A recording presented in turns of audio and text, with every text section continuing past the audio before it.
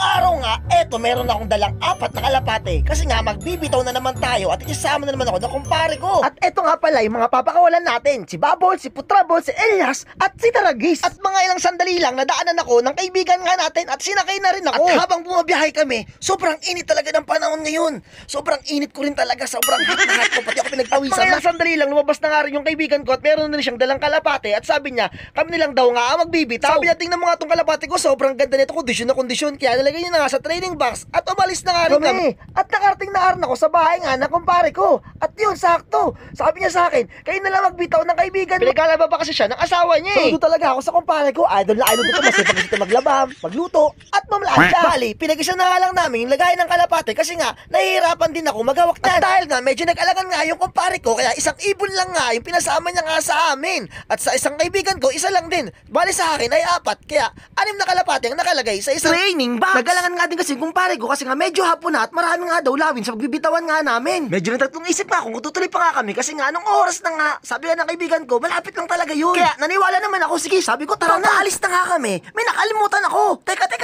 balik tayo kasi nga yung camera ko naiwan. Kaya agad ko na nga itong kinuha sa kumpare ko. Ang hirap talaga ming vlogger. At sa sobrang init nga, nagsisi talaga ako, ba't nagsando pa ako? Kasi nga yung kasama ko naka long sleeve siya oh. Kanina kasi medyo walang araw, kaya ito nagsando ko. Akala ko naman, hindi na talaga araw, pero araw pa rin talaga. At ilang sandali nga lang, nagpagas muna kami. At buti na nga lang, meron kami nakitang lalamove driver at binigyan kami ng packaging tape. At matapos nga nun, akala ko dumating na kami sa location na pagbibitawan nga namin. Yung pala, hindi pa pala ito. At mag-aalas 3 na nga, at nasa biyahe pa rin kami. Medyo nag-aalala ako sa mga young bird nga natin. Kasi sobrang alanganin talaga ng oras. Kala ko talaga malapit lang eh. Pag-isipan mo na yung young bird mo. Baka magsisi ka. Alas 3 na. Di pa kami nakakapit sa pupuntahan namin. Awi. Malapit-lapit na ba? Uy. Lugi yung mga YB ko. At makalipas nga na ilang sandali, dumating na kami sa location na pagbibitawan nga namin. Eto na mga kadabargas, dito nga papakawalan yung ibon. Dito mismo, sa gitna nga ng bundok.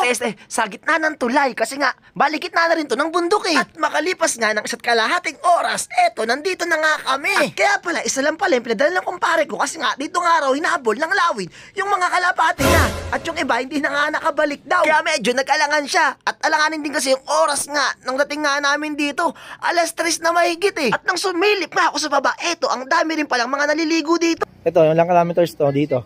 Wala sa atin. 25 siguro. 25? 25-30. Ayun yan. Grabe, nasabi mo, dyan lang malapit eh. Sabi mo, Bulacan lang eh. Sa bagay, malaki kasi yung Bulacan.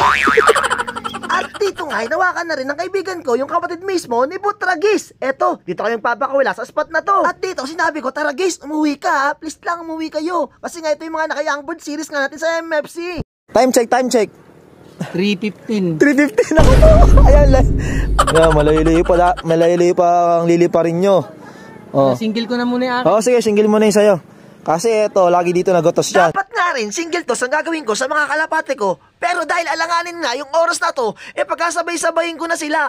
At ang pinaka-guide nga nila, walang iba kung hindi si Bubbles. Eto, kinuha na ng kaibigan ko yung kalapate niyang si YG. Bale, eto, yung tumapos nga sa pagudpud. Bali, parehas nga pala sila ni Bubbles na 2 times pagudpud. Kaya eto yung mga in-entry nga namin sa BBC at eto yung in-entry na rin. Sa Friday, first lap na nga ng derby. Pero linggo pa papakawalan yung mga kalapate. Kaya eto, tinutos na namin sila kasi nakakatatlong training pa nga lang kami sa BBC. Kasi ito mga ibon nga namin na to, inabol nga lang namin. Galing din kasi sila sa Pridiran. Kaya eto, kailangan nila mapagpagpagpag ng matunaw naman yung mga taba nila. At lumipad na nga rin yung kalapate niyang si YG. Pangangatan niyan, boy. Ay puta, alam na kaagad niya.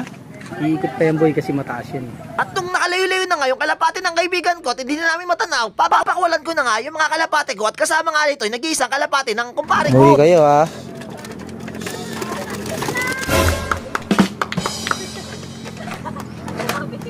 Ayun.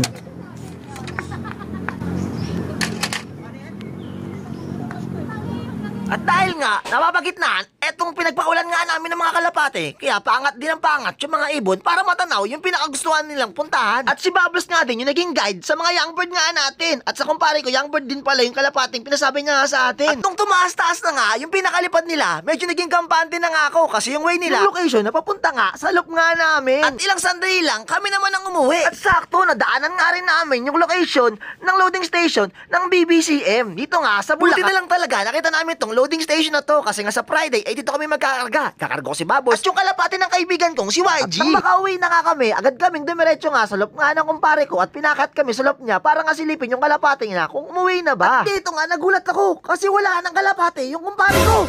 Ayun pala, nilipat lang pala dito lahat kasi nga inuubos daw ng daga yung mga kalapati niya eh. At nakauwi nga pala yung kalapati ng kumpare ko. At doon nga pala yung loop nga natin doon sa may ilalim ng puno na yun oh. At bago ko nga silipin yung mga kalapati ko, kumain muna kami ng pastil with it. Ito sa paboritong kinakainan nga namin. At matapos nga kaming kumain, agad-agad na akong umuwi. Ito, tagakdak nga yung sebo natin sa kinain natin oh. At ito na nga yung nakakatakot na part. Titingnan natin sa loob natin kung kompleto pa ba yung mga kalapating binitawan nga natin doon. At dito nga, bumungad agad sa akin si Bubbles. Ito si Bubbles oh. At ito nga rin pala si Elias. At dito naman sa taas si Taragis. Ito si Taragis, si Bubbles, ito katabi nyo. At sa likod naman ni Taragis si Putraballs. Ito si Elias oh, nag-Spider-Man pa rito. Tapos kumatsak, nakompleto na yung mga apat na kalapating nga natin. Agad-agad na ako nagpakain. So ayun, nakakapagod na araw na to mga Kadavercats. Pero okay lang, kompleto naman yung apat nating kalapate. So ayun lang mga Kadavercats, pa-share naman ang video natin na to. So ayun, shoutout nga pala sa mga to. Ayan, shoutout sa inyo. Maraming salamat sa patuloy sa mga suporta. Goodbye, peace!